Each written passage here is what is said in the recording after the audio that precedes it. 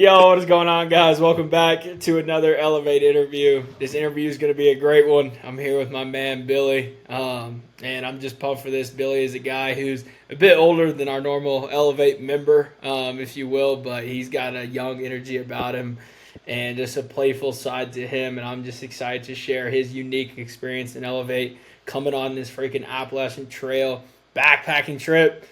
Freaking trekking 40 miles with us. It was a ton of fun. But Billy, what's up, brother? Not much, man. What on, Matt? I'm just freaking pumped, man. We've been Yeah. talking for a while before we pressed record, and it's all been great stuff. I was like, man, we just got to hit this record button, get this thing rolling. But dude, Happy first, to. first a question I just like to ask to break the ice with this thing is just like, what made you join Elevate? Um, I found you on Twitter, and I feel like that's probably most people's answer. I was actually, it's funny because we talked about this on the Appalachian Trail. I was actually day trading, so I was doing options trading, and that's how I got on Twitter. I was on FinTwit, and somehow you came in my feed. But anyway, the guy that was mentoring me had talked about God, like within trading. He had talked about he prayed, and was a Christian, and so somehow you came on my feed, and I reached out to you. I think I DM'd you or something like that, and then we ended up getting on a call, and the rest is kind of history. I feel like you should do these interviews and pre-record these calls because I was talking to Peyton the other day, and I'm like, I'd love to see what I looked like or sounded like on that first call because I'm like super lost and like not in a good spot on that first call.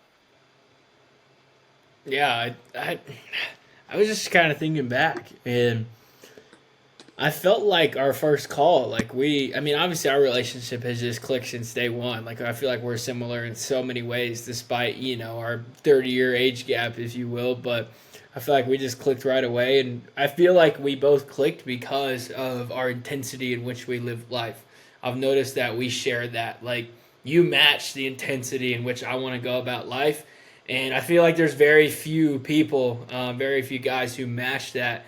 And I feel like that intensity. I was just reading in this book, Becoming a King, and that's why I said you would love this book because he shares how in the book intensity is one of his biggest strengths that he believes God has given him is just how intense he is with everything. But he's talking about how that intensity can quickly be used towards evil, towards negative, and go bad. And I think we've both experienced that in our lives.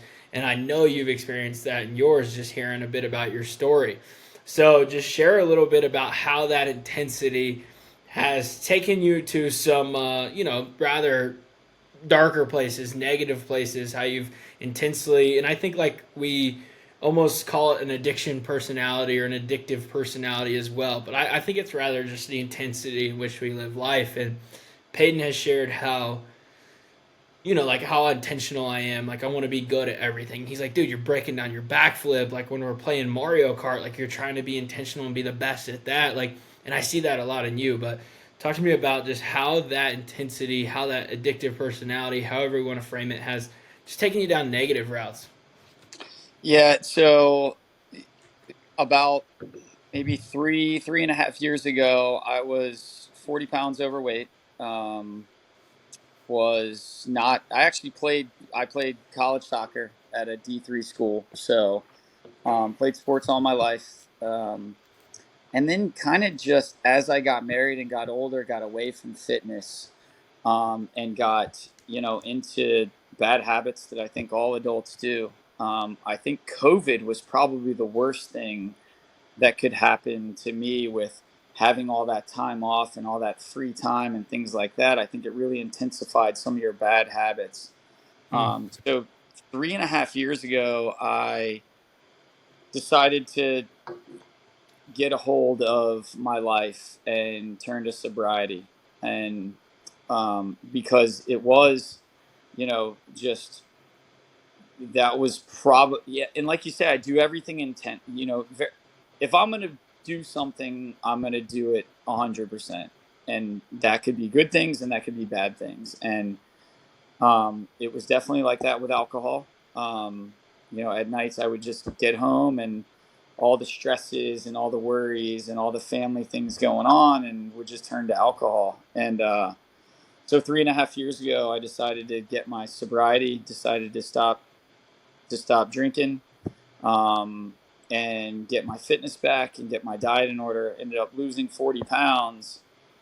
And so it went from 225 completely out of shape. And really, I tell people all the time that I felt like if I was going down that same path, the end for me was death. Mm.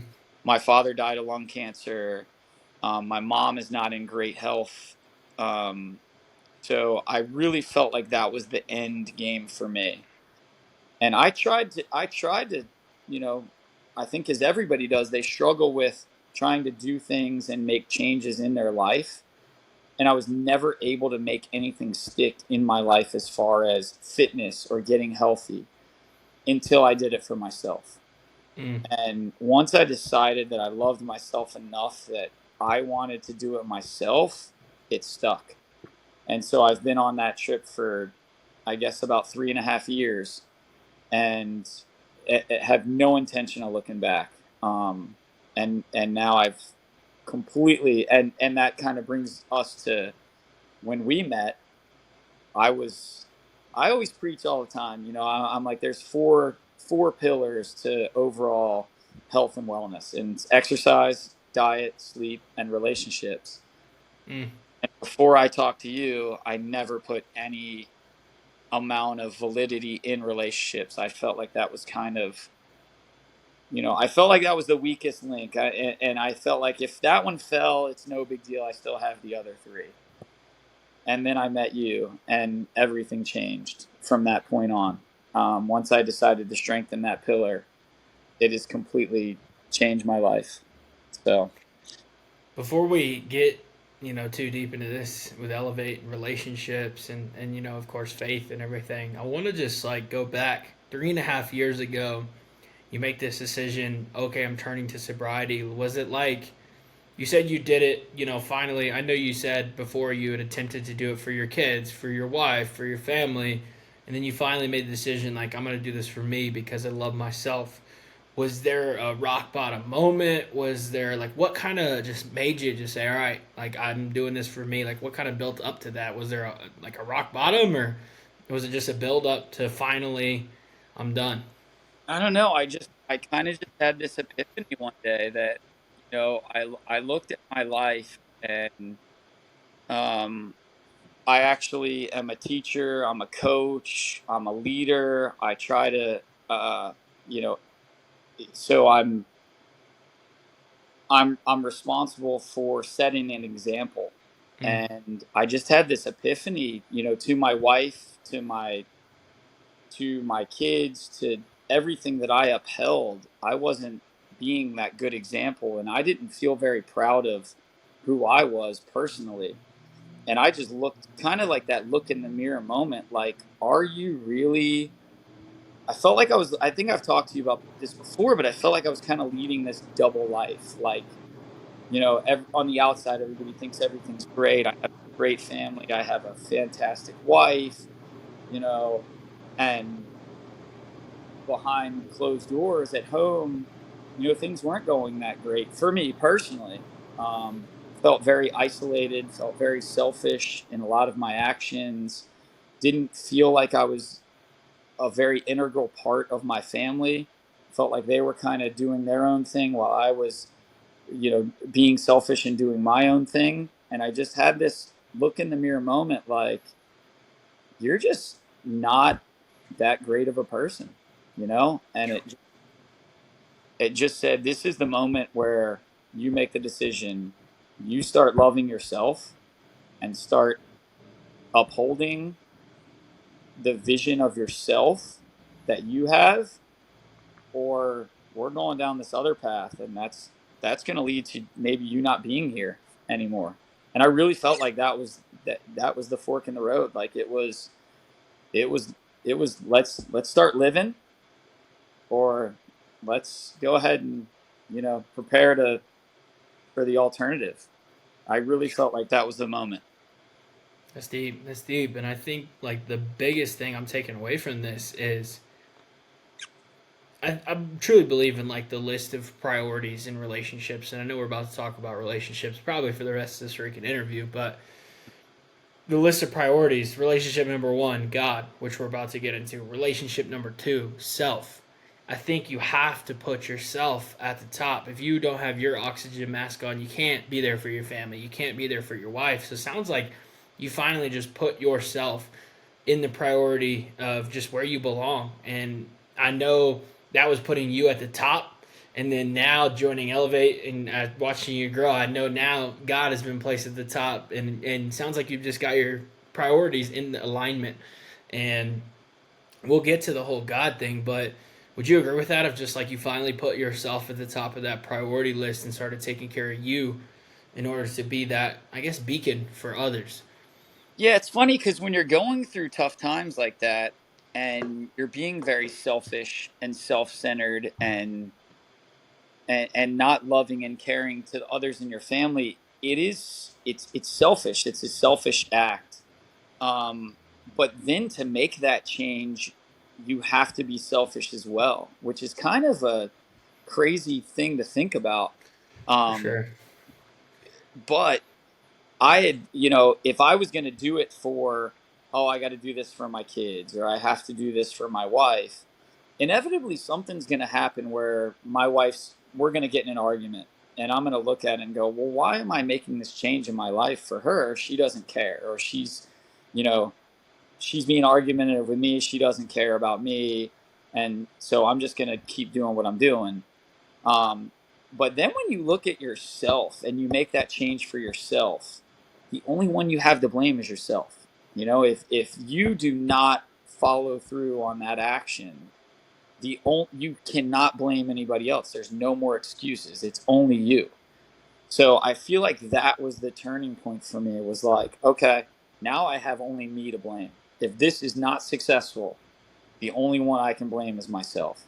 Hmm. And that's the selfish nature of that. But I feel like anything that change, good or bad, has to be, if you're changing weight loss or fitness goals or sobriety or whatever the case is, you have to do it for yourself or it'll never stick.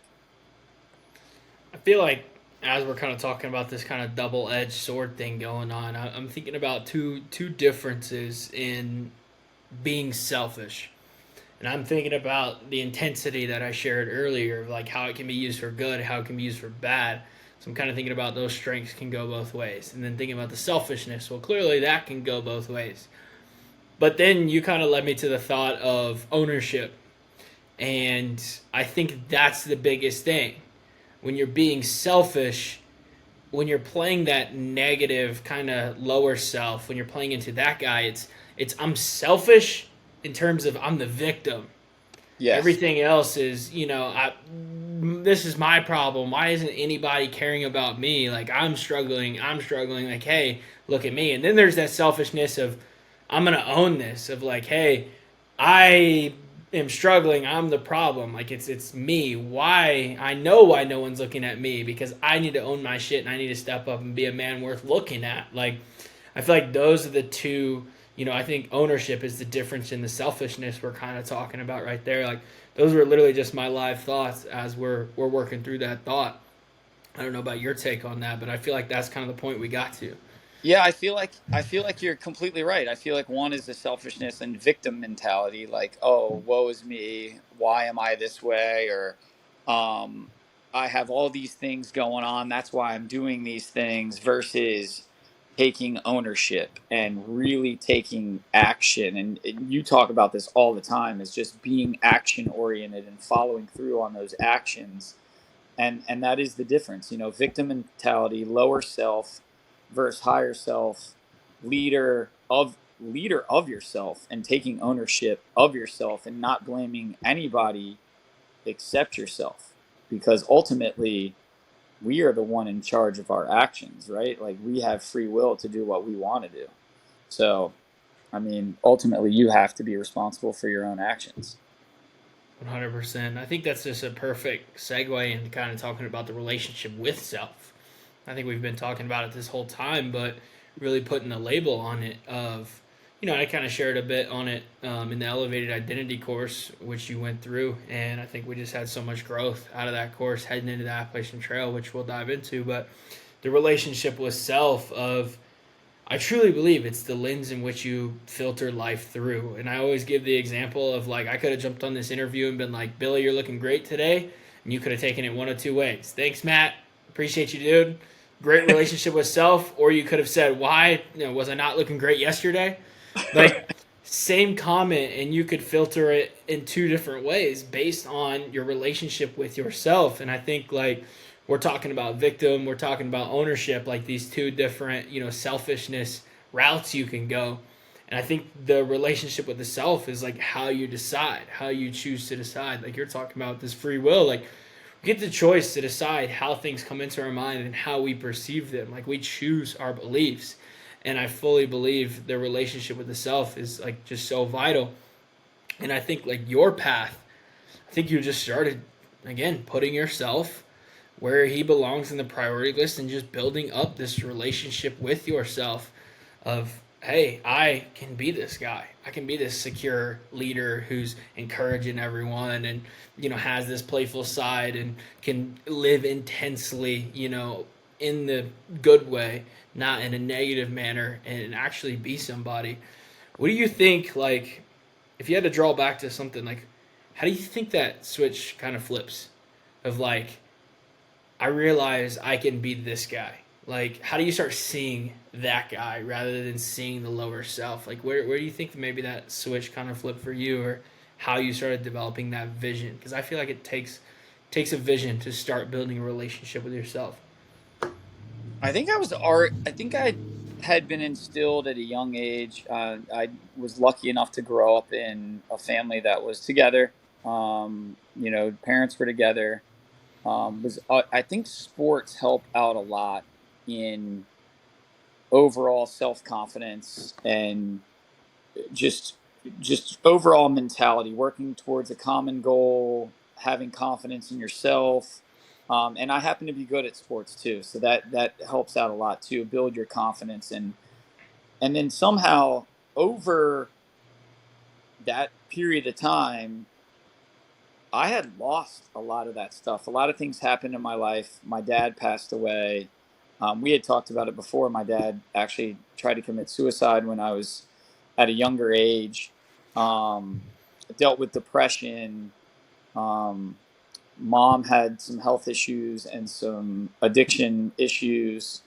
Um, and so as time went on, losing my father, not having that accountability of somebody kind of keeping me in check or leading me in the right direction, I kind of went down that wrong path. Mm. But I always had that in the back of my mind, right? I still had that confidence. I still had that younger self. Somehow he just got buried over life and over just getting beat up and beat up and beat up. And that day, that epiphany that I had of just you are, I think too, like I was thinking about this is sometimes you're going through that things, you have this false image of yourself.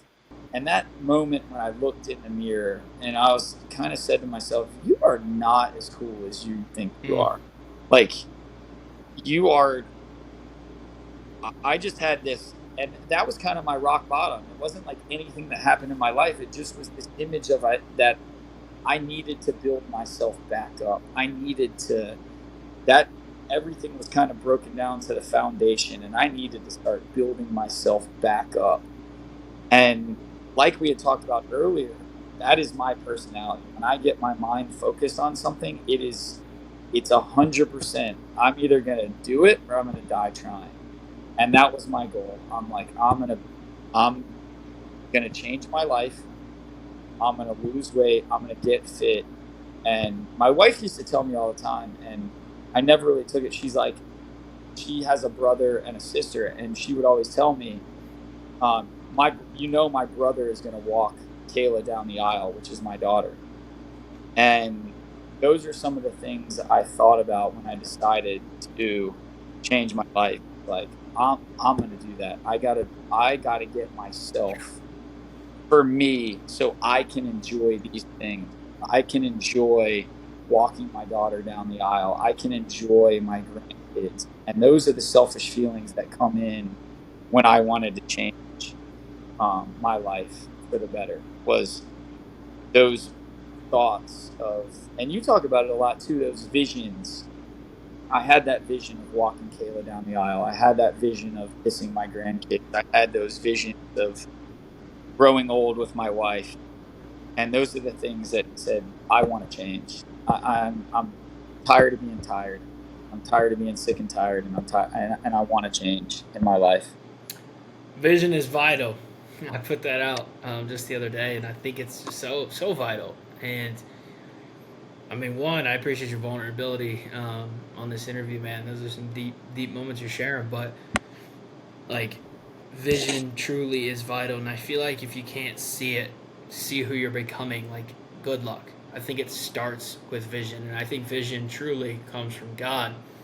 And just seeing you and hearing you talk about, these different visions that you were having, and we talk a lot about, our becoming the best version of ourselves, and I think that that's what drives me. And ultimately, I have, in this, where I'm currently at, is what I'll say, is how I've defined faith, is vision through the best version of me. I think God placed me here with a vision of the best version of me. And I think he gives us that vision and shows us that vision. And I think faith is getting there. Faith in believing in that vision, believing in that man, and believing we can become that man through Jesus, despite all this brokenness that we experience, all this sin that we experience. And so that, in a nutshell, is kind of how I would define faith right now. And I think just vision is the first piece of that. And I think you experience kind of in that order vision. And then I think it's a classic case of like you take a bite and then it's time to go chew. Like it's time to go put in some work. And then I think like Yep. again you were talking about coming and elevate and relationships being the next focal point.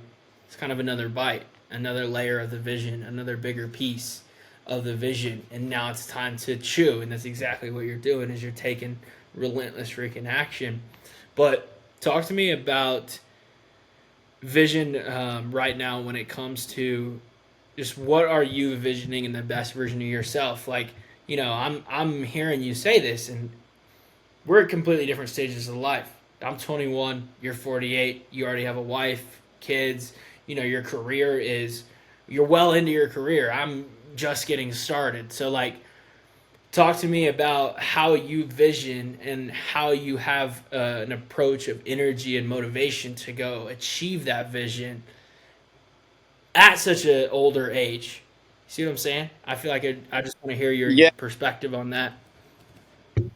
I mean, my visions, I think I just, kind of went over sort of what my visions are for, future life, is growing old with my wife, watching my kids get married, seeing my grandkids, kind of that retirement, sort of that the golden years as day to day. And Peyton and I talk about this all the time. Is I have learned in my faith journey to be present.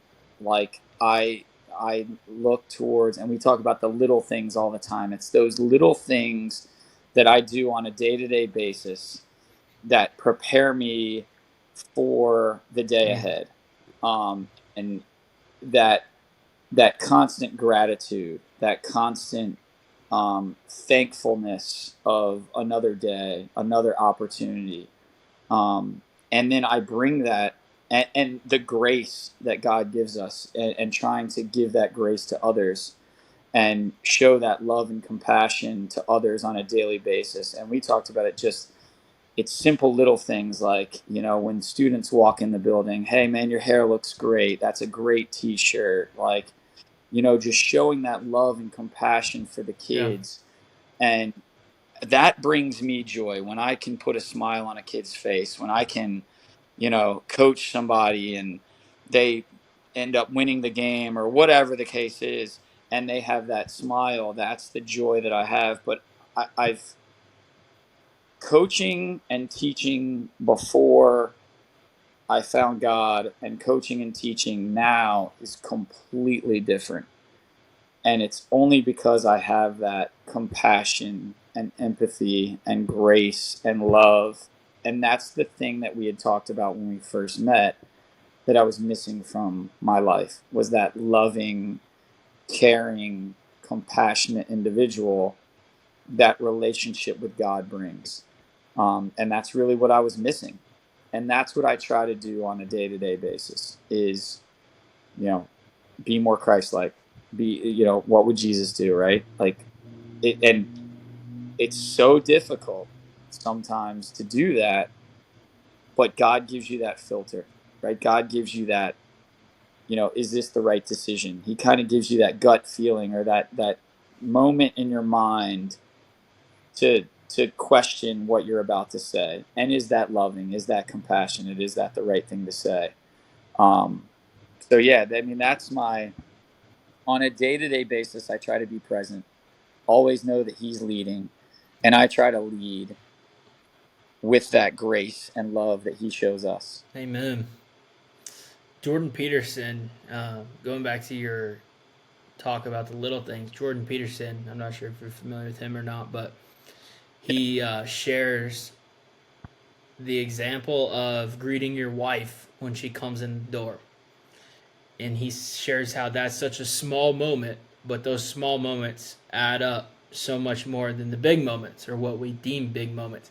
So he says, like, how you greet your wife when she walks in the door is more so going to define your marriage than your honeymoon or your anniversary or whatever, because that's a small moment that happens every single day that adds up. And so what you're saying, which is how you do all these little things, and just kids walking in the classroom, yo, Eddie, your haircut's looking great today, dude. I can tell you've been hitting the gym, you know, what have you. Like, just these little moments, just building up to such big moments for you and such big moments for these kids. Like, it's just powerful to think about how we can overlook a lot of, if not majority of our opportunity to impact. Like, it's so overlooked when you think about if our impact, the little things build up than the big things. Because I feel like everyone's like waiting on their big moment, you know, like big moment to deliver a speech or to do something big. Like, I want my big moment that everyone's gonna, you know, applaud or look at me for or what have you. And it's like you're missing them every single day. So I don't know, as you were sharing that, I was just kind of zooming out, taking what Jordan had said and just thinking about that and just kind of dwelling on that thought. And I just think it's powerful. But that's a lens that you've developed, like you had just said. Before you found God, coaching, teaching, being a husband, being a father, these things were not the same. After you found God, here we are today talking about it. But talk to me about, because when you first joined Elevate, I will never forget your vulnerability and your transparency, and that's something like I want to highlight for anyone listening. Like, you came in, and you're the only person to ever get on a Bible study and like literally just be like, "Hey guys, I'm gonna use a quote I probably shouldn't use here, but you came in and you didn't say this, but I'm gonna say this. I don't know shit about fuck, but here I am, and like." I'm ready to freaking like ride. Like, I know that I'm committed to this thing. I'm ready to develop this thing, this whole faith thing. I'm ready to find my relationship with God and like who He placed me here to be. Like, but you came in just fully vulnerable, transparent, and that's tough to do as a man. Like, to come in and just be like, "Hey, I don't know anything about anything, but here I am. Let's do this thing." And you're the only guy who's came in and done that. And I know a lot of guys have been in that same spot. I know I've even been in that same spot when the community was at 100 guys and I'm leading the thing and I'm in that exact spot and I wasn't willing to say that. So talk to me about that vulnerability of you coming in. How did you feel just confident enough to share that and to be that vulnerable? And then let's talk about the progression of how this lens has developed.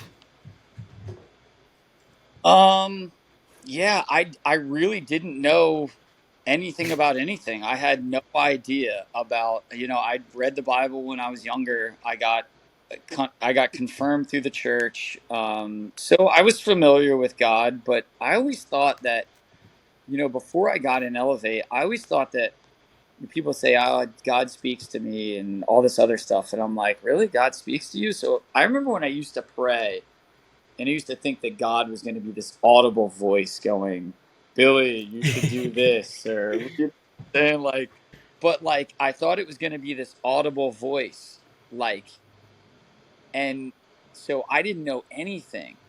Um, and so I really just wanted to learn. And this about me is I want to learn. I want to be involved, and anything that I commit myself to, I just want to try to get as much information as possible.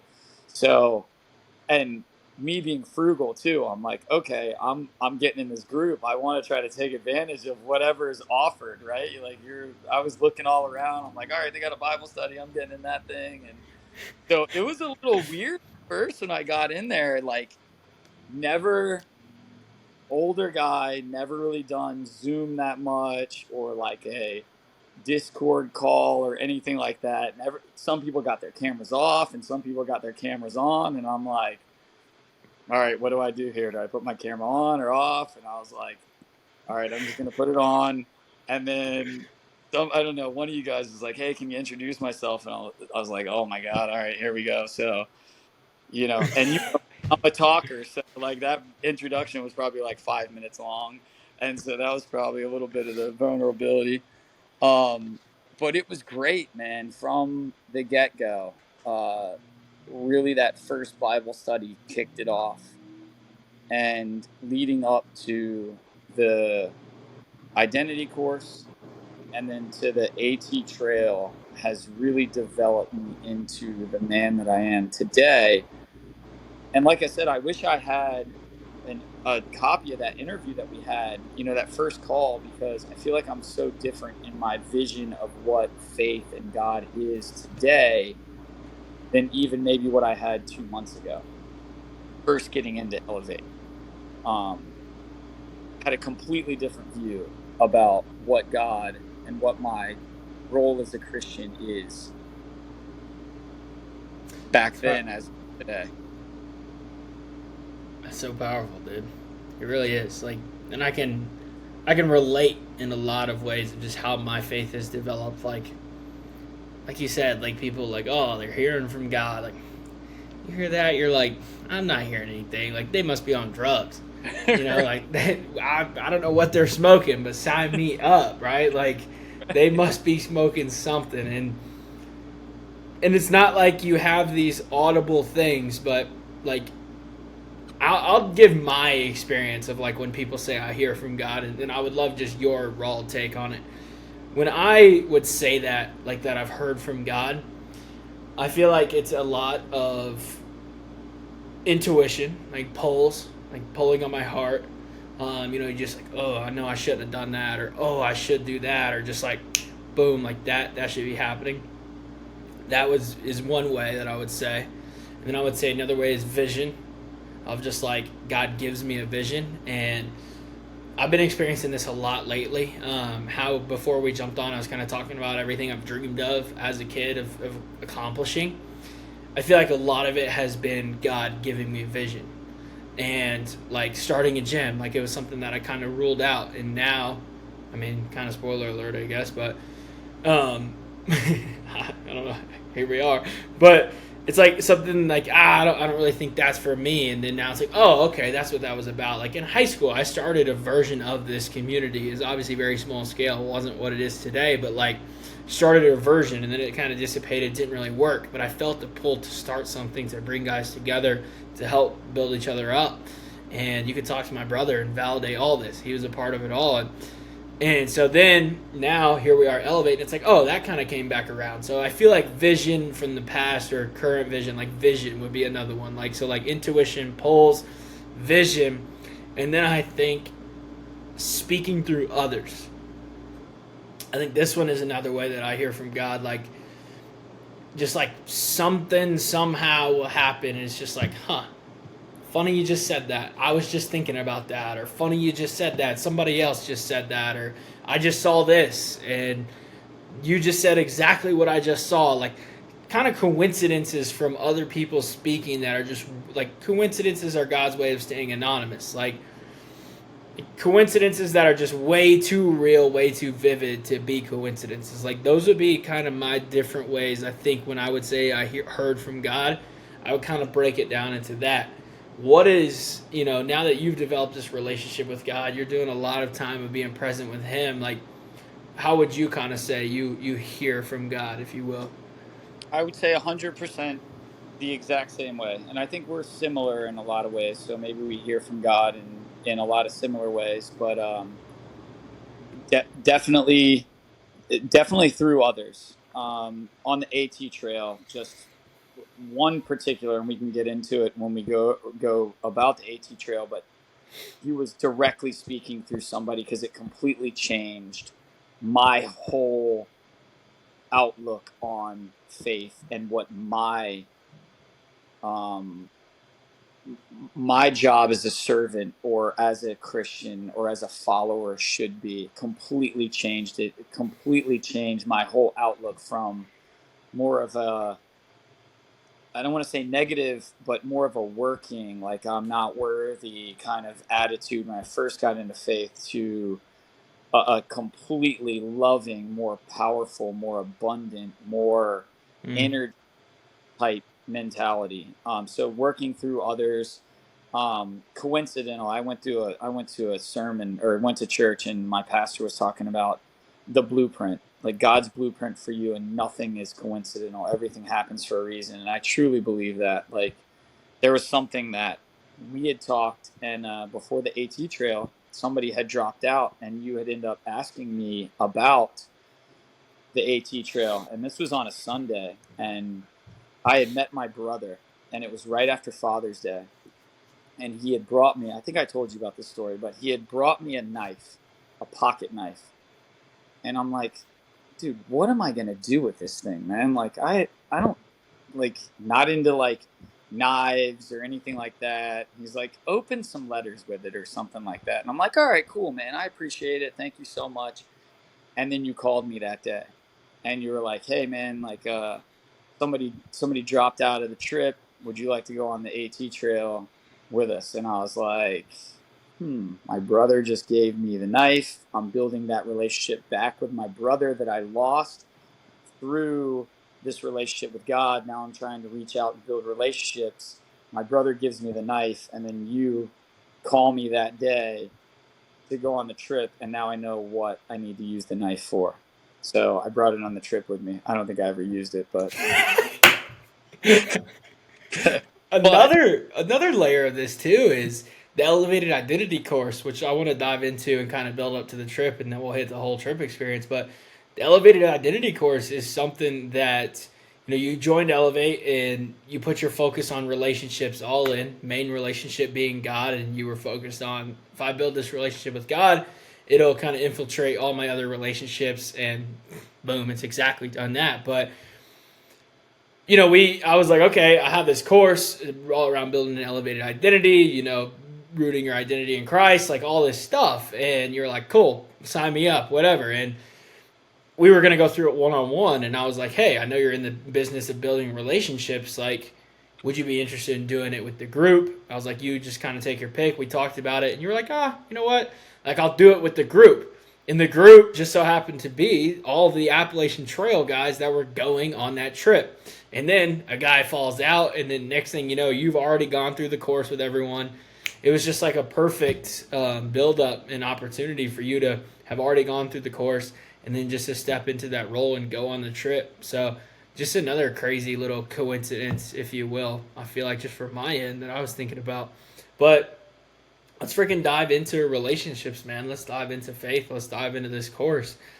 What curious, just your, out of the entire course, like, what are some just big moments, maybe some big highlights for you that you just kind of, some big things that kind of stuck with you, or I don't know, some things that you were just like, yeah, that was the best part of that course, or just big moments for you in that thing. I think the whole course, I was actually, it's funny you say that, because I was actually looking back at my notebook that I had and was just reading some stuff about it, just to kind of, get, um, just refamiliarize myself, because I think once you take that course and you really establish that foundation, it's something you need to revisit, but you teach it in a way that it creates that foundational action oriented person where that is you, right? We're creating that best version of yourself so you can go take action. So it's not something that I've looked at in a while. I just knew we were going to have this interview, and I'm like, let me just look at that. I didn't even know you were going to ask about it, but I was like, let me just look back on it. But just the looking at yourself in the mirror and really digging down deep into inside to see what your true values are. What do you fear? What are your fears in life? What do you value? I love the I guess the creed that we all created. I looked at that and I'm like, oh, dude, that is sick. Like, and then I looked at I forgot what you called it, but the 7 questions. Is it the 7 questions? 7 Dude, wise. I looked back at that and I was like, oh my God, like that is exactly the person that I'm becoming, because it was the 7 questions about what you want to become. And I was just reading about it and I'm like, oh my God, like that's crazy, because that's exactly who I am becoming. And I think with faith, you're never there. But when I was looking at those 7 questions, it was just like, oh my God. So I think the whole thing, the 12-hour walk, um, the, I mean, just everything that the course had. I mean, I would love to, you know, take it over. I mean, I think it's something that you can revisit too, right? Like, I think as life changes, you can revisit that course and take it again and get maybe something not completely different out of it. But as you grow as a person, some of those values and some of those fears and some of those other things might change, but it really makes you dig deep into yourself to know who you are as a person. Because I don't think we ever do that. I don't think we ever, through life, you're kind of just going through the motions sometimes, and you never really have a chance to look inside and see what's really going on inside of your heart, inside of your mind, to grow from that. And then get to do it, vulnerably, like with another, like a group of guys. Like I think Yeah. that's just a powerful aspect of it too. Is like you're not only are you walking this path, you're not doing it alone. Like there's guys that are right beside you, sharing their exact breakthroughs, their fears, their moments. I mean, it's just been powerful going through that and experiencing that and seeing the breakthroughs guys have had from my end. It's been life changing for me to kind of facilitate the course and I mean put the thing together. Like I had a vision of that course, and I'm still, building it every single time I take somebody through. I'm making changes and improving, and I can't wait to see just what it becomes, as I continue to grow it. But it was something that, like, I really sat down and elaborately tried to, like, make it to where you work through it in a way that truly builds that foundation. Like, we start with the vision because I think vision is vital, and then we go to values, and then we move on like through belief, like just the way I built it to try to just build that. I've loved how it's just flowed, if you will, and I think like you're saying, it's I've almost viewed it as a puzzle, dude. Like of like the vision of who God placed you here to be the best version of yourself. First, we got to see it. Then we got to kind of lay the values of that guy. Then we got to build the belief. And then, like, we're just unlocking the levels. And we're working through the fears that are holding us back, like the limiting beliefs. Like, it's been such a fun project for me. Just, like, as, like, my analytical, creative brain. It's just been so fun to work relationships and the dynamics and just the psychology, I guess.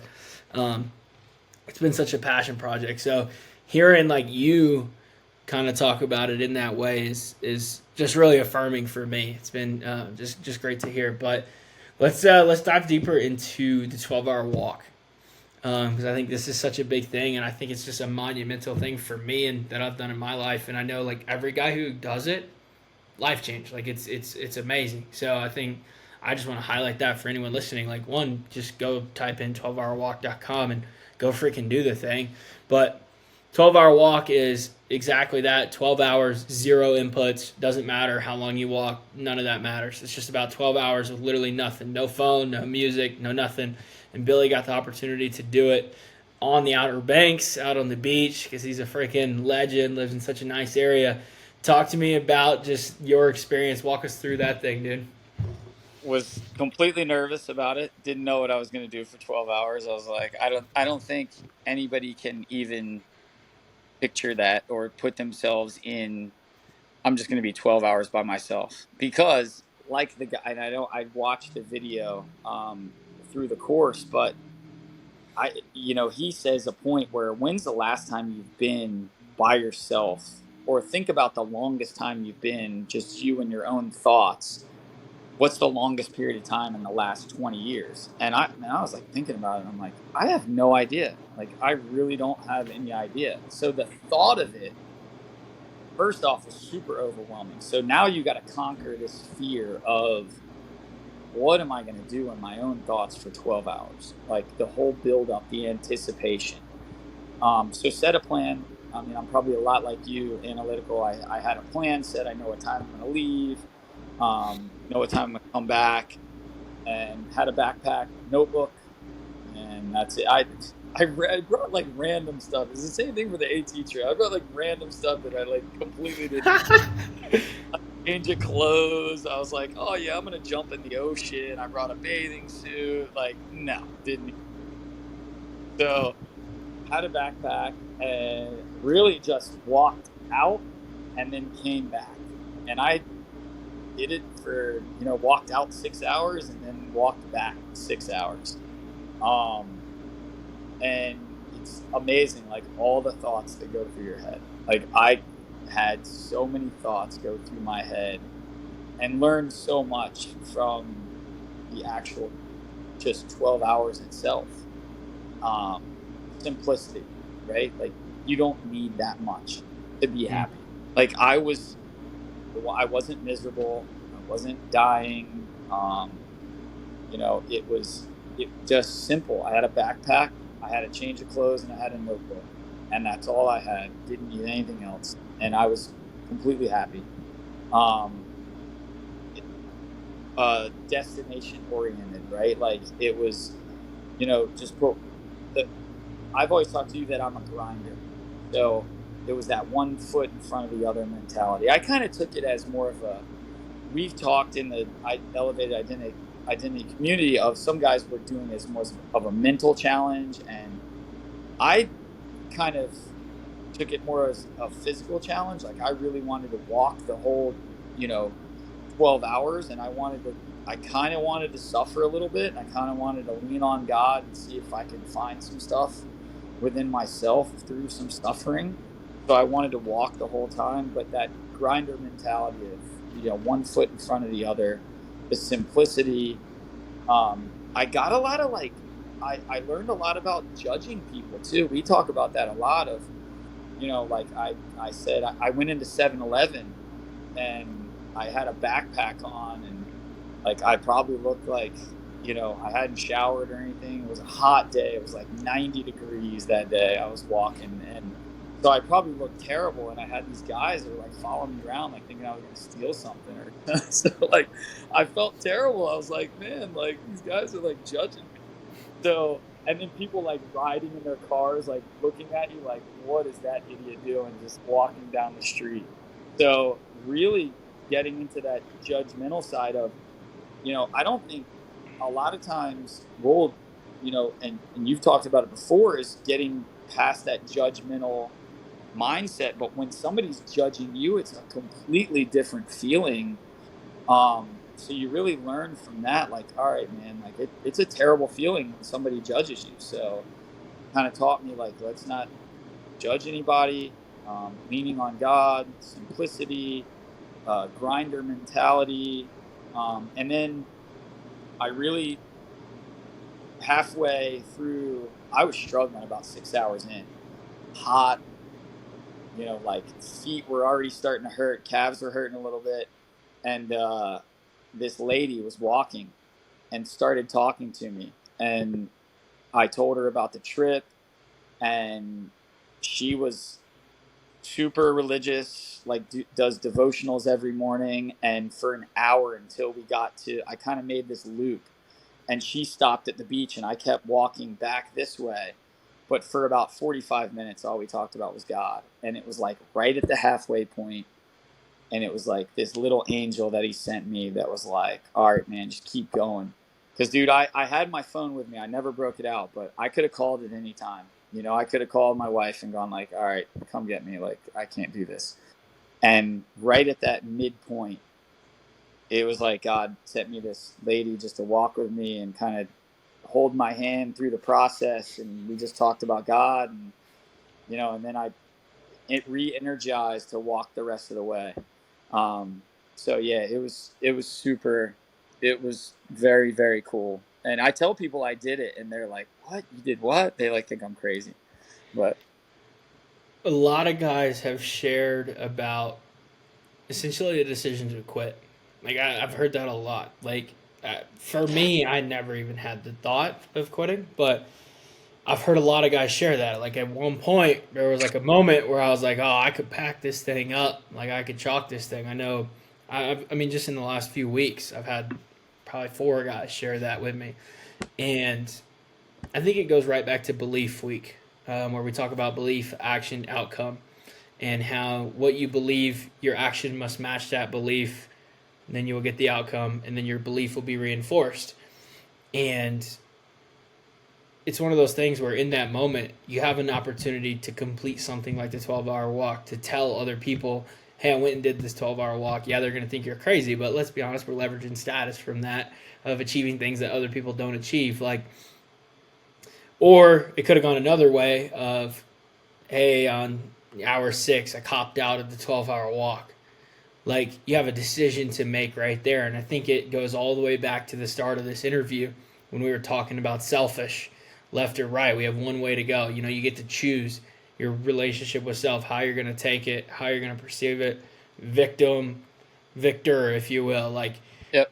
in these moments, all these guys are sharing, and every single guy pushed on and kept going. Nobody quit.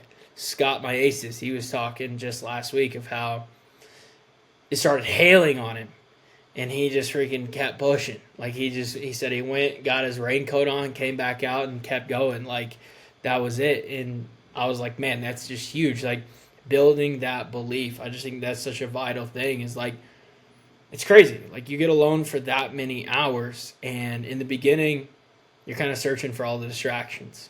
It's like, where's the phone? Where's the notifications? Where's the people? Where's the conversations? Where's the dopamine? Where's the food?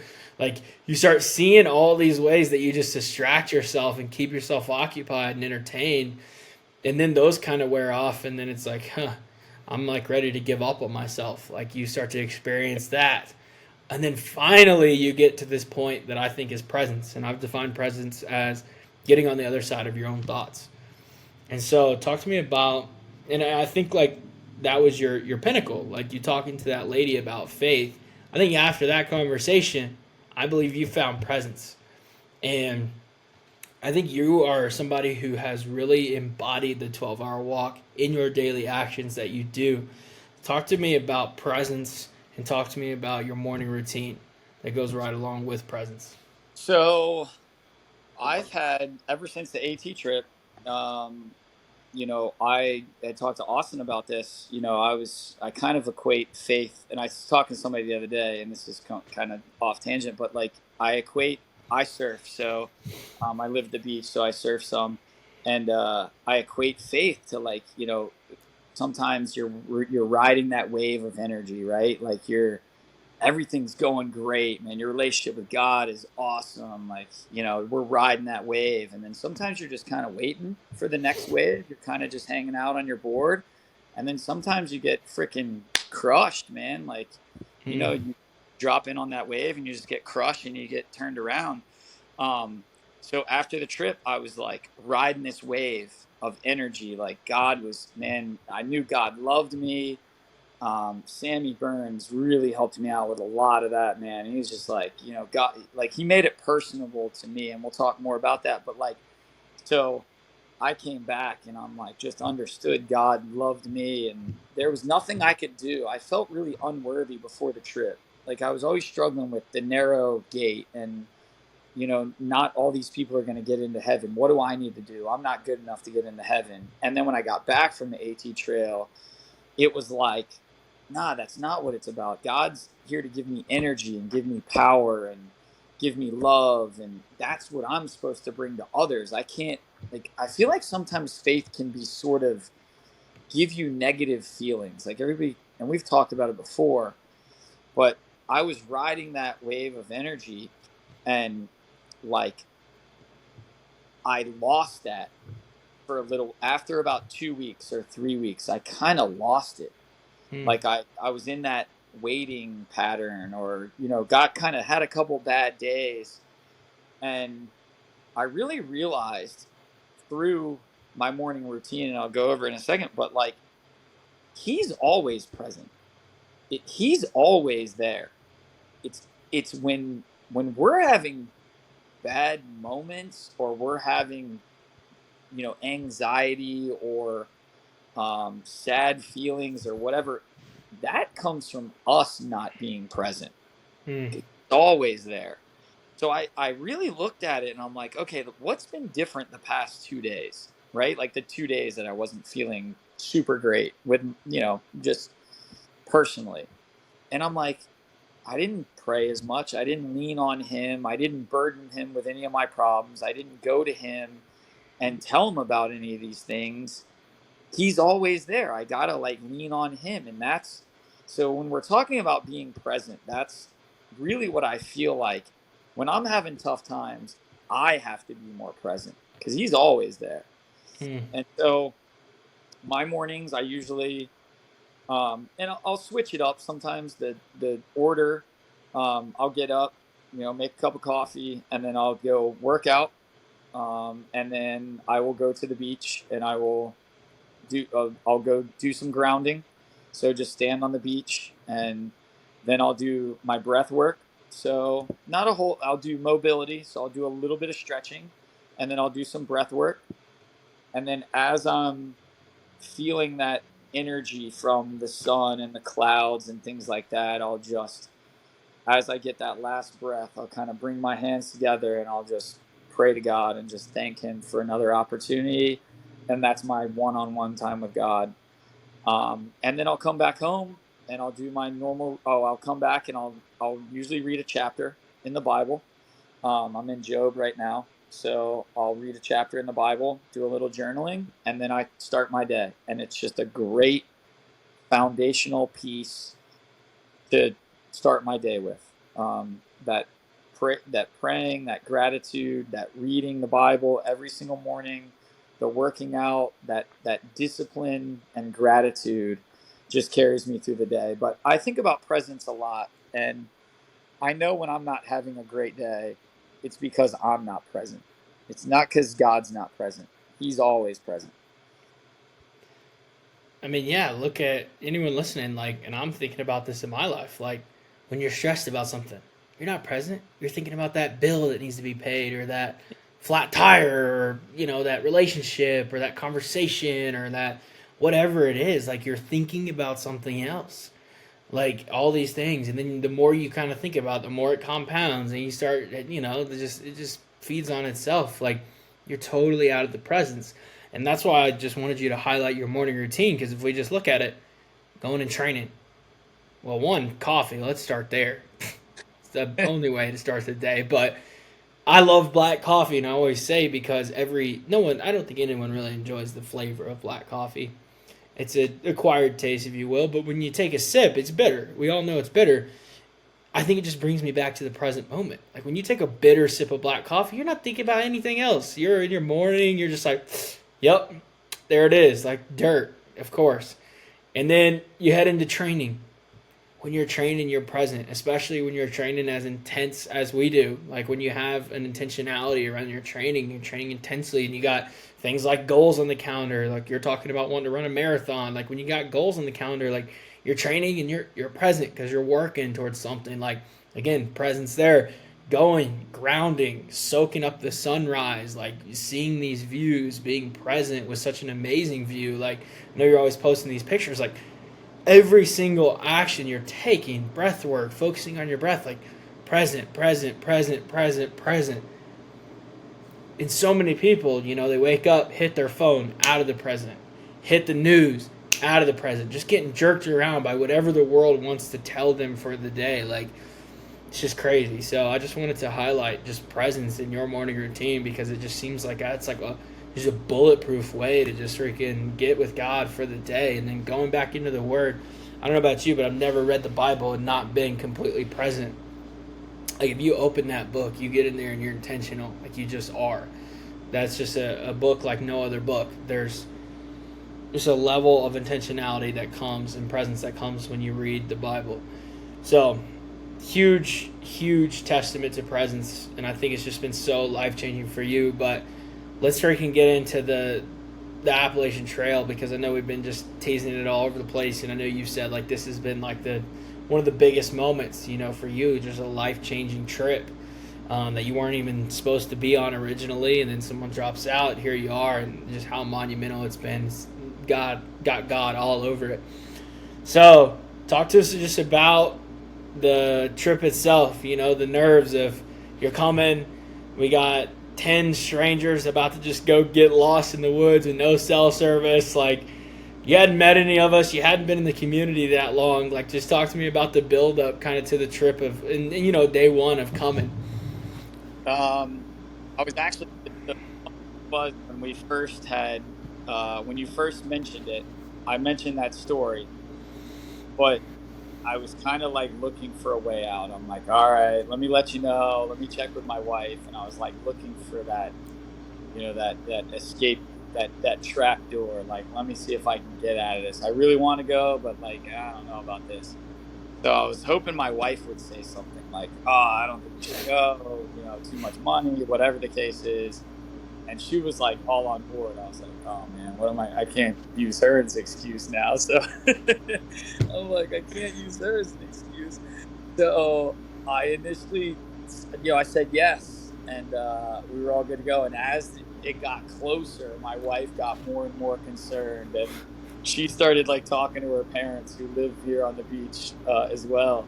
And my father-in-law, he's like, "Are you sure you know what you're doing? You don't even know these guys." He said something like, "Guy's gonna like kill you and steal your money or something." And I'm like, "No, like they've had trips before." Like, it was so funny what the thoughts were. So driving, I had no idea what I was getting into. I was like, dude, this is gonna be the weirdest thing ever. And then I pulled up, and it actually was the weirdest thing ever, because you guys are throwing some freaking dog toy or something as a football. I called you up. I was stopped at a convenience store. I was like, "Hey, do you guys need anything?" Like, and you're like, "No, we're just throwing the football around." I pull up, and you guys are like tossing some dog toy around. I'm like, "Oh my god, what are you guys doing?"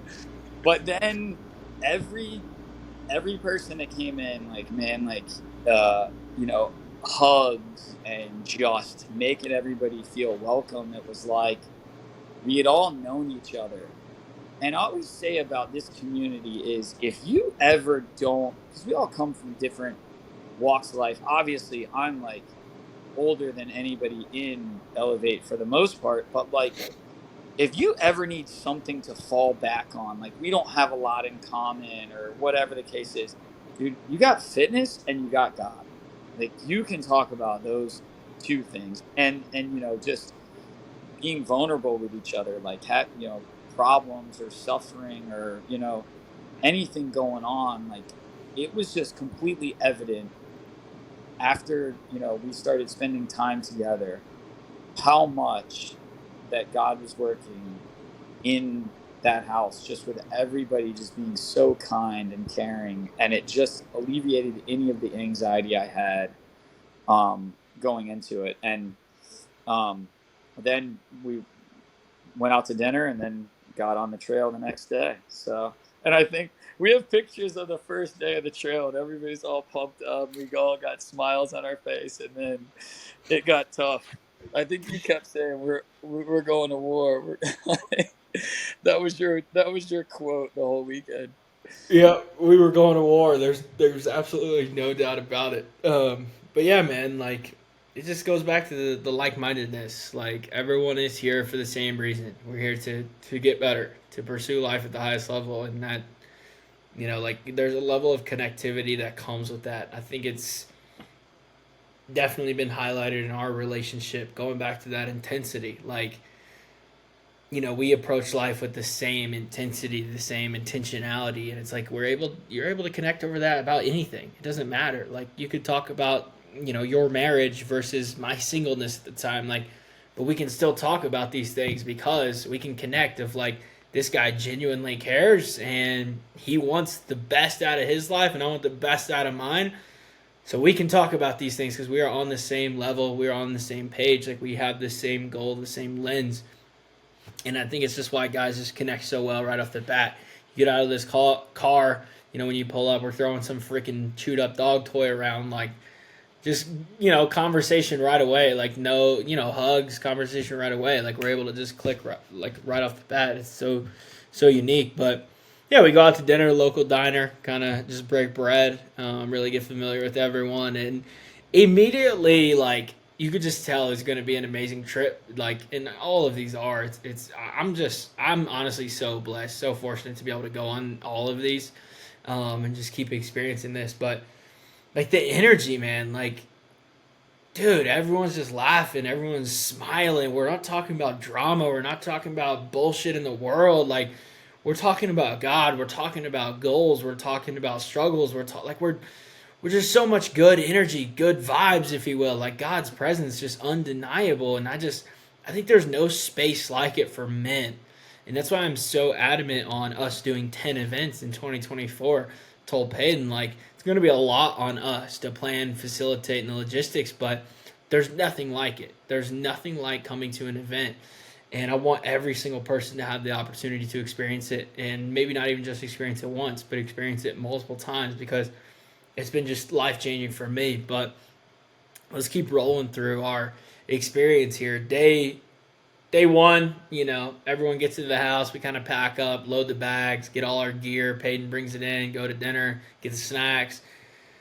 Day two, it's time to hit the trail. We go out. Just talk to me about, just walk through day two, kind of how that went, how we're kind of breaking the ice out in the woods. Um, I feel like everybody there was on different levels. As far as I feel like it was kind of a cool thing because everybody had different. I don't think any one person had the same goal, right? Like if you would have interviewed everybody and like, hey, what's your goal for this trip? Everybody would have had different goals for that trip on what they wanted to accomplish or what they wanted to do. Um, so I thought that was the cool thing but everybody kind of like got in their little groups and rotated around. Like I'd walk with you for a little bit, I walk with Peyton, and I tended to stay towards the front. Like I'm more of I don't know, I tend to be more of a leader, a grinder. I like to stay towards the front. But that first day was difficult. I don't think that any of us really knew what we were getting into.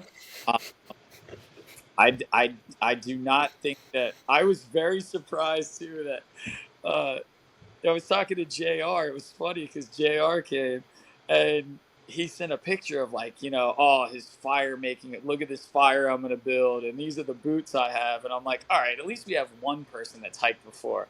Like the night before, you're like, JR, you're used to this stuff, right? He's like, no, I've never hiked before. I'm like, oh, man. Freaking, we got nobody that's hiked before. So we got like I don't know. It was just, but that first day was very tough. I think that first day we even went so long hike, but three of us or four of us went out the wrong way. We missed the turn, so that 10 miles or whatever turned into like 13 for us. And then the other tough thing was that I guess they've changed the Appalachian Trail, so that North Mountain isn't used a lot. So we were like, you know, taking sticks and we were just getting beat up by you know vines and everything else and poison ivy and whatever else. um and then the total goal just became as a team effort, like water. water, water. We were all like running out of water. So survival mode kicked in. And I thought that was really cool too. Like everybody like was that everybody's individual goal for that trip now became singularly focused on, all right, we got to get to destination water, right? Like we got to get to water.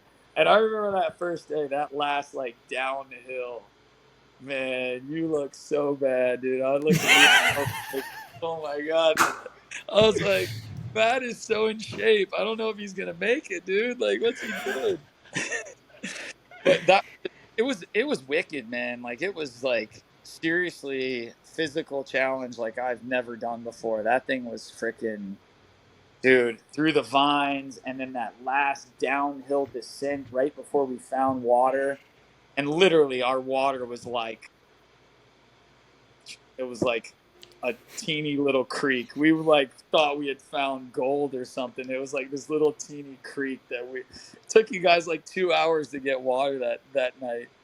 Oh, it And took then, way more than 2 hours. oh my God. And then we actually thought we were going to make it to the next site. Like we were planning on going to the next site.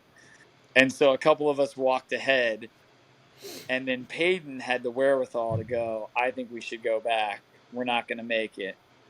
And so we went back, and you guys had already set up tent. You were like, forget it. Those guys have at it, man. We're doing camp here tonight. So it ended up working out great. Like God is working again. Like freaking, he brought us back. We set up tents.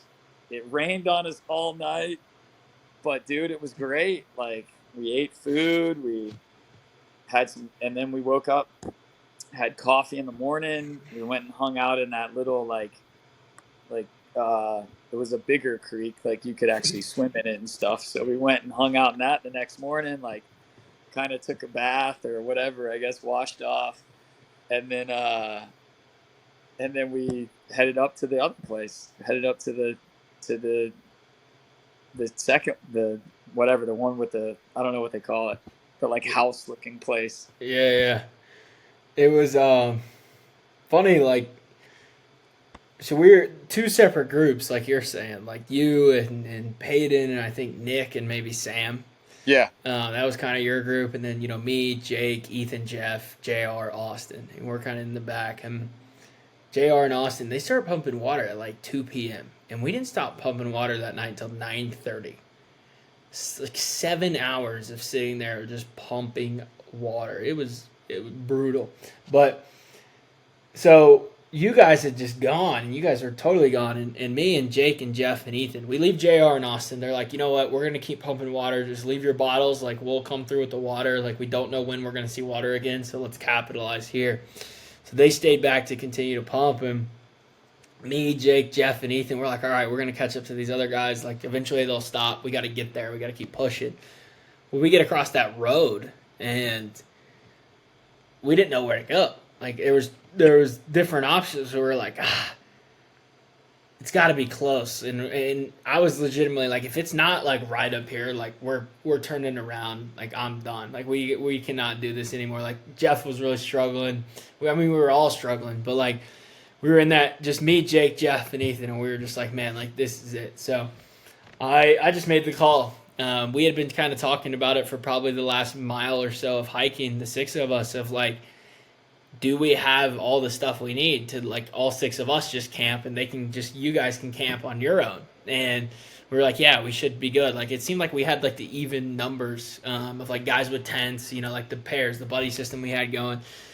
And so we were like, all right, if it need be, we're just going to camp without him. And so I fully thought we were camping without you guys that night. Like, that was my full plan. Jake and I, we came back, we were kind of talking it over, and I was like, there's this spot like right over here. And he's like, all right, I'll go check it out. So he went, looked, and he's like, yeah, it's like a good spot. And I was like, you know what? We're done right here. Like, I was like, we're like quarter mile from some water, good spot. So we post up, no service at all. And then you guys just come back. Just come back. We see you guys coming over the hill. It's crazy. But, yeah, like, we were fully prepared to camp separately. I thought that was just so funny. I was like, you know what? Like, who cares? Let them go. They'll be good. We'll be good. It was just a funny funny night one. It's great that like such a felt like every thought you were like, all right, man, we're through it. We're almost there. Just like smack you in the face again. Like, like we got all these stairs, or we got this downhill. Like it just kept freaking pounding you. And I've never hiked before. I know nobody else had, but you know when some of the fittest guys that you know. I mean, we look like. I think even at the it was funny because what did they ask us at the restaurant? They're like, "Oh, you guys like UFC fighters or something like that." They were like, Yeah. it was something crazy. But like when you got some of the fittest guys that are freaking struggling, you know it's tough, dude. Like, and all of us, I don't think anybody was not hurting after that first day. Yeah. And just to give guys a little context listening, like we probably, went 15 miles day one, roughly, and for the first 13, no water other than the water we started with. So, I mean, we basically ran out of water about mile 5 and went about 7 to 8 miles with no water. Just hiking with 50 pounds on your back, because it's day one. You haven't eaten anything. You still got, everything. Like you haven't burned any trash. Like you haven't used any water. Still got the propane tanks full. Like every single thing. So you got the most weight day one, and we, just 15 miles, and it was definitely brutal, and just all freaking up North Mountain, and through the thorn bushes, like you're saying, guys, we're all bleeding. Nick Marsh, man, I've never seen anybody so cut up. He was so cut up. His legs looked like somebody had just taken a razor blade and just went to work for like an hour. It was absolutely crazy. So, yeah, but let's, night one, Peyton and I were talking, like, after you guys got back, and I was like, hey, man, like, I don't think we should get up and like hit it hard. Like I think we should just take a slow morning, kind of relax, and just feel ourselves out. I was like, even if we spend all of day 2 in this spot, like I'm perfectly fine with doing that. Like I think we should spend day 2 here, just chill, hang out. And he's like, all right, I think that's a good idea. Just kind of take it slow tomorrow. And then so we made that call rather than just waking up early and hitting it hard and trying to finish the thing. We make that call, and that was definitely a good call. Like just to hang out, go swim in the water, like you were talking about, sip some coffee, enjoy breakfast, film a little one bite reviews, what have you. But then we make that push, and that was I think day 2 was like one of the best days. Like we went from day 1 of just absolute grind to day 2, multiple streams of water, a good time. Like then we find this hut, we don't even have to set up our tents, like. Dude, day 2 was just bomb. But one thing I want to highlight is just talk to us about the meals. I feel like these MREs that we're eating. Talk to me about your experience with those. They were good, dude. I was surprised. I had zero expectations. I feel like I'm a mostly positive person, but sometimes when you have realistic expectations, that doesn't make me a negative person. It just kind of makes me realistic sometimes, right? Like when I was opening these for like pouring boiling water,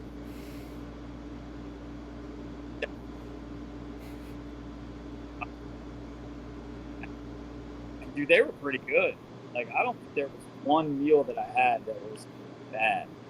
I mean, I know they were high in sodium, whatever. I don't think anyone cared what they were eating at that moment, but they were good. And then I felt like it was one of those trips where like everything, it started out great. Everybody was riding high, and like you say, man, it just went like downhill, like energy wise. Like, all right, nothing went as planned. That first day, nothing went as planned.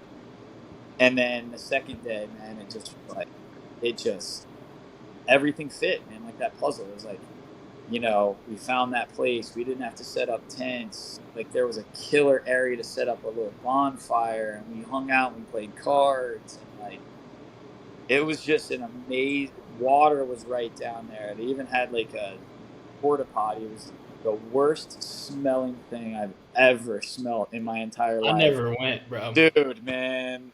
Oh gosh, it was so bad.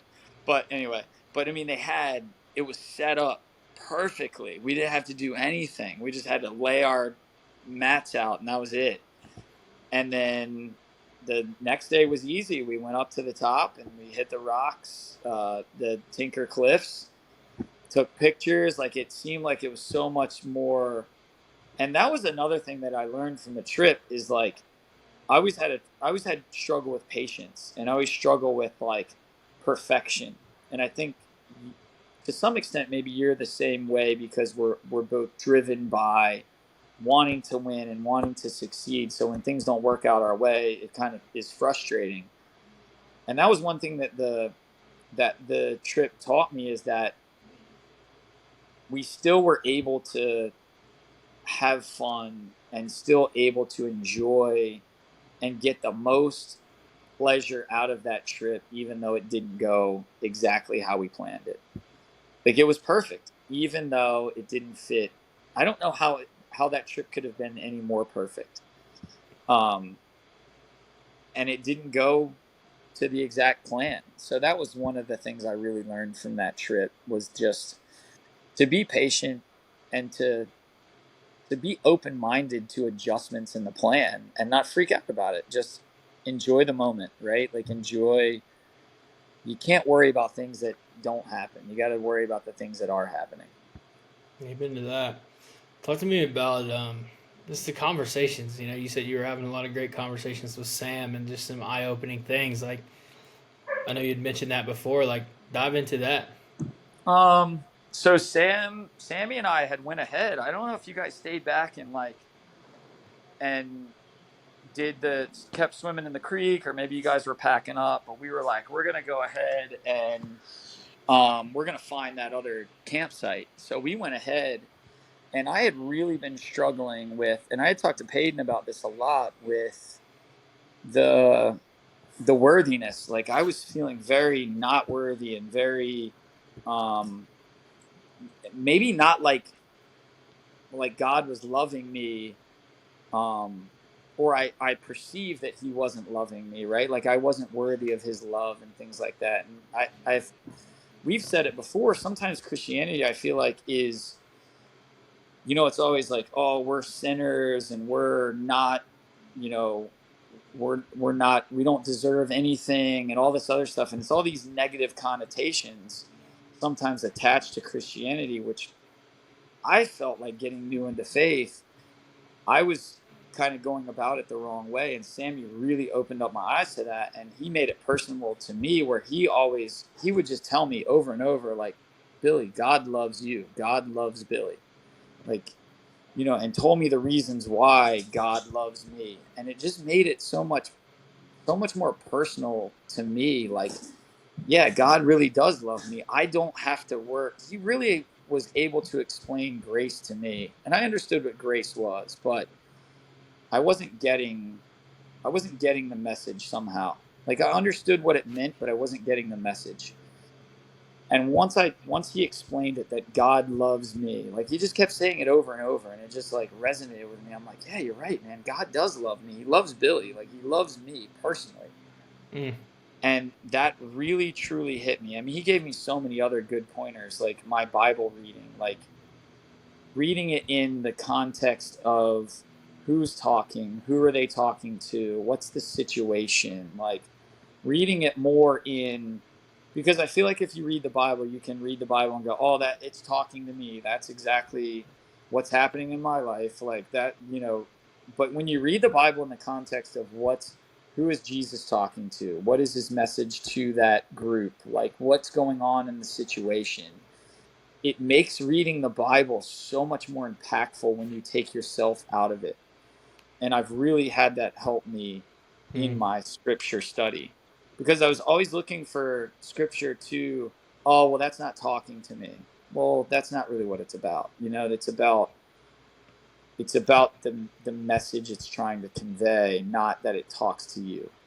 So that helped me a lot. But really, the understanding of God's grace and that he loves me. And I think about that every day when I go and look up at the clouds and look up at the sun, and it just like brings this smile to my face, and it just brings this energy into me that I know that he loves me. I don't have to, obviously we can't just sin all the time and go, all right, you know, Jesus died for all our sins, so we don't have to worry about it. Like, it's the condition of our heart, but he loves us just like a father, right? Like, it's unconditional. Hmm. Like, if my kids do something wrong, I'm still going to love them unconditionally. And that's how God is. He's our father and he loves us unconditionally. And there's nothing I can do that's going to change that, good or bad, right? So that helped me a lot. And we just had conversations about just his personal love for me. Sammy does a really I saw recently that you had posted that he passed his seminary school, but I'm not sure that is that super recent or is that a while ago? It was a minute ago. Okay. Yeah. I mean, I had conversations with everyone. We actually had a conversation with me and you, which impacted me. And I don't even know if I've told you about this, but I have not. I really thought that I was doing some options trading, and it actually says it in scripture that sketchy investments and things like that. And we had talked about that on the trip. I don't know if you remember the conversation. But as soon as I got back from the trip, I was like, all right, God talked to me. I have not traded since I've been back from the trip. So our conversation impacted me. Like, haven't watched any TV except at night. Me and my wife watched a movie last night, but I'll turn the TV on at night like 30 minutes. But I've changed my inputs. Like, don't watch news, don't watch TV, like, try to utilize my time better. There's so many things that I learned from that trip that have just impacted my life on a daily basis. The breath work, the grounding, the more holistic approach to health and wellness. Like, so many things I learned. It's crazy. Love it, dude. I think like there's just so many things have just been clicking for you since that trip. And like you said, you kind of rode the wave, and then you understood the wave isn't going to necessarily be able to be ridden, And then I feel like that's when you were forced to kind of find that foundation in God, in that presence, and that's what you've really been leaning on. And it's just been so powerful to see. I mean, you go from joining Elevate, not really worrying about relationships or caring about relationships at all, to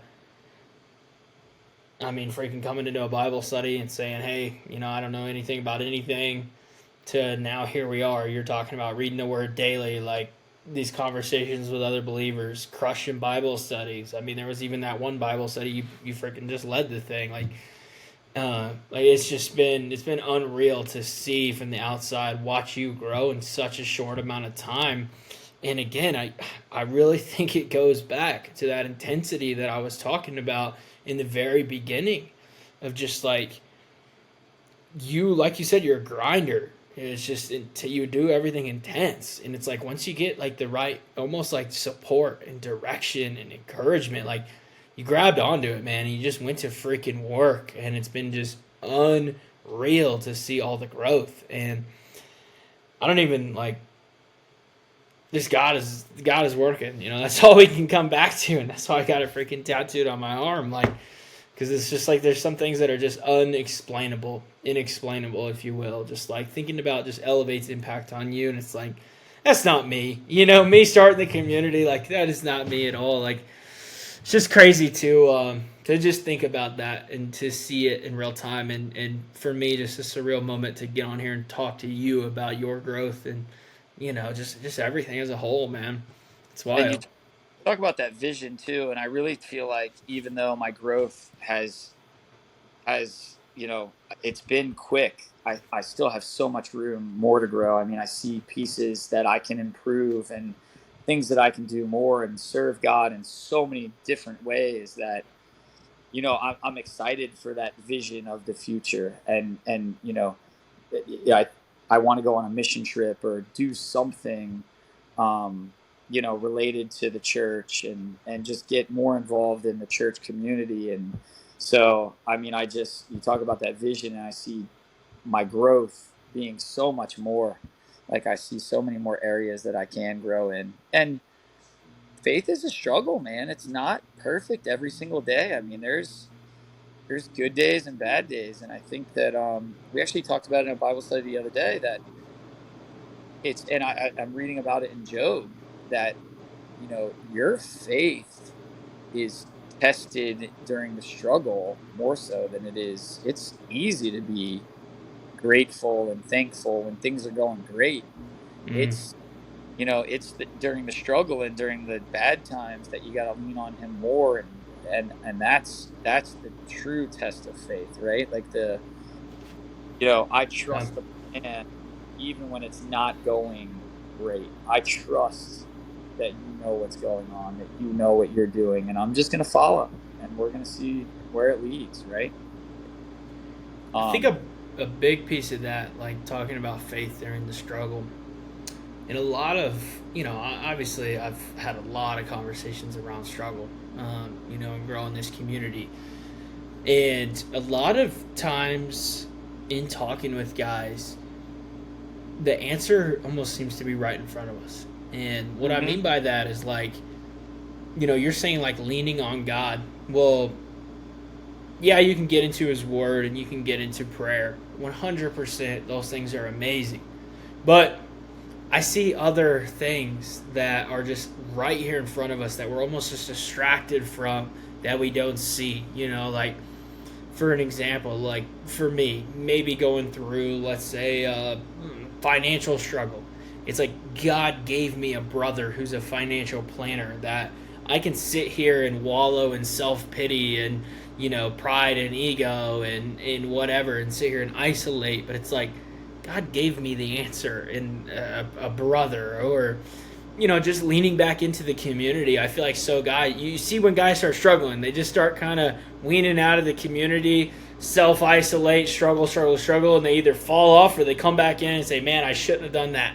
Like, yeah, I've Yep. seen that so much. Like, God has given you a community of believers, like He's given you the support, or like I'm sure you've maybe experienced it with like your family, your wife, your kids, like a struggle you're going through, and it's like God has given, maybe your wife a strength where she can really aid you in that moment. Like, there's so much that He's already placed around us, but for some reason we get so focused on our struggle and like isolating ourselves in it that we like don't even allow ourselves to experience the answer or the gift or the support that He's given us. It's been crazy just walking through guys' struggles and just being like, don't you like have that right there? And they're like, oh, yeah, like, yeah, it's right there. It's like, Yeah. oh, good, you know?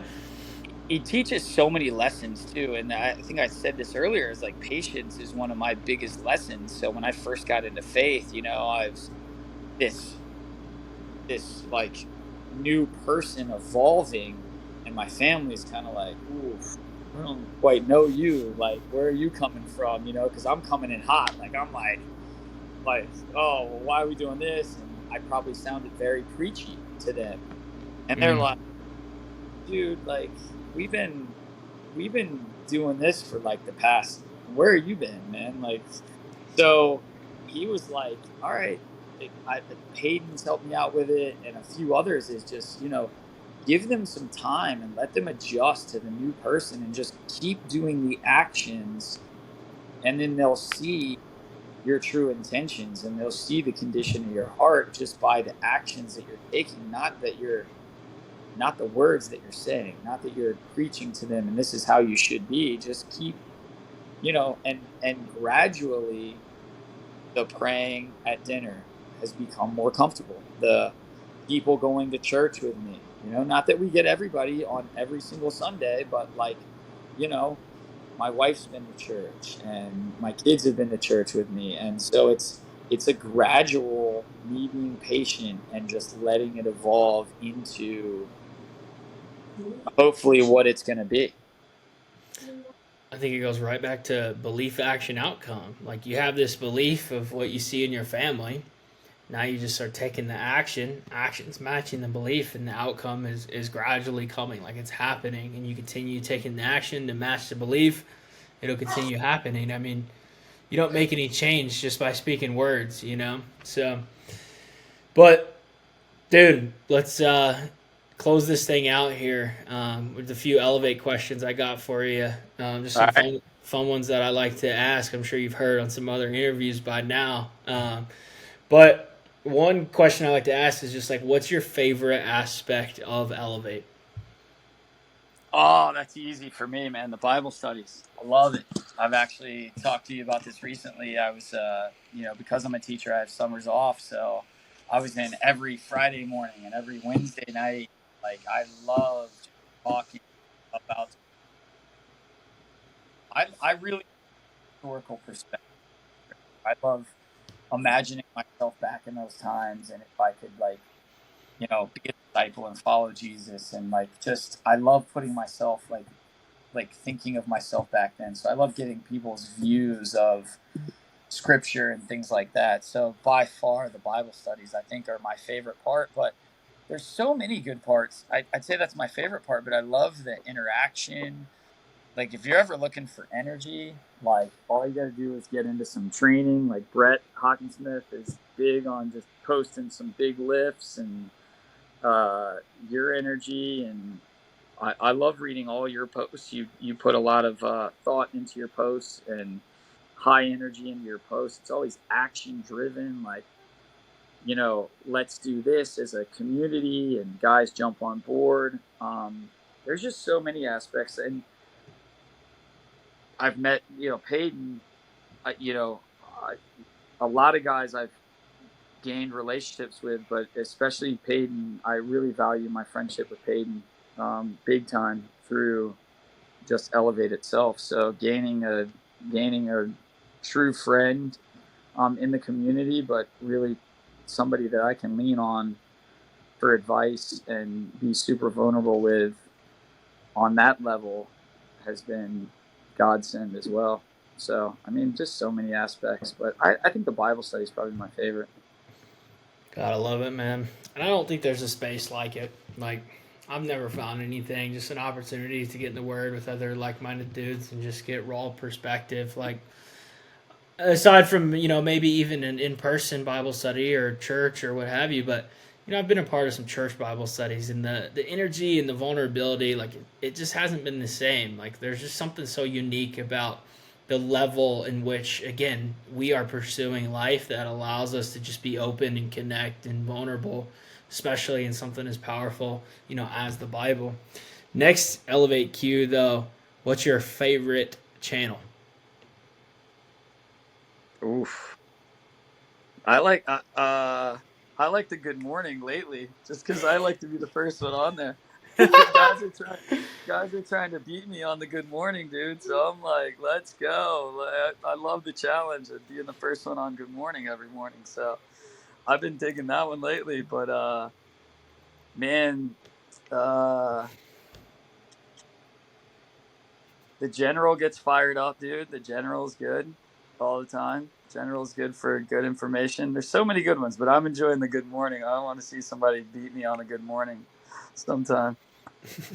I might have to just set an alarm, Nah, hit the GM, and back to bed just for you. I shouted out Jake this morning. I'm like, dude, you had your opportunity. I slept in. I freaking stayed up late last night watching a movie with my wife, so I slept in a little bit this morning. He had his opportunity to get me. Man, he missed it. Final two questions here. One, this is probably my favorite question, but if you could get lunch with anybody in the community, three guys, who would it be? Oof, that's tough, dude. That is very hard. Tough. Peyton. Uh, do I have to limit it to three? I'll Three do guys. three. I'll give you an honorable mention. All right, Peyton, Antonio. Legend. Antonio's solid. There's so many good dudes. Uh, my partner Jake, probably my euchre partner. We got to invite you too, though, because we got to bring you in there so we can beat you. We'll put you and Peyton versus me and Jake. Play some euchre. Man, we didn't Yep. even get to talk about that at the AAT. No, Man, we got we to have a got follow up. We'll have a follow up. We'll have an interview too. I got tons more stories. dude, during this call, like literally during this interview, I just had the thought. Have you ever seen like a Bachelor Ed or whatever, like The Bachelor, and they have like everyone back, and they like just do like a raw interview with the entire group?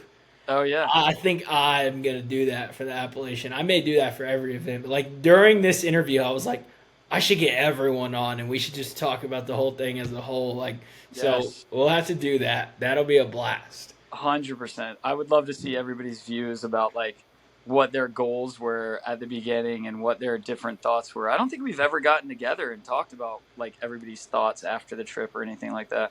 No, we're doing it for sure. Dude, I'm gonna get it facilitated. am I the first person that ever said the Good Morning channel was their best was the best channel in Totally. Everyone says gratitude. Oh, the gratitude is good. I've been forgetting it lately though. Oh man, I never forget the Good Morning though, dude. I'm always on the Good Morning. Billy, don't you know if you never express gratitude, you'll never have anything to be grateful for? I express gratitude on the beach every morning though, but like I need to get on there more for sure. I forget about it. I need to get the buzzer beaters in there. Yeah, for sure. But final question, dude. I ask this every single interview. If somebody is listening to this, man, they've loved what you said. You know, maybe they're on the fence considering joining the community. Just what would your advice be to them? My advice would be to take the leap. I think and go in with and I'll just go from my personal experience of being in Elevate and being in.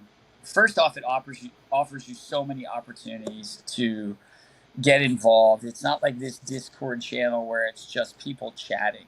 Like we get on calls, like we get on every Monday, every Wednesday, every Friday, and then sometimes on Saturdays too. So you have the opportunity to really get involved in the community and be with like-minded people. Like people are like, "Oh, you're going on a trip with people you don't even know." I'm like, I kind of know. I feel like I know them. Like I've never given Matt a hug except on the trail, but like before I went on the trail, I've never given you a hug, but like I felt like I knew you.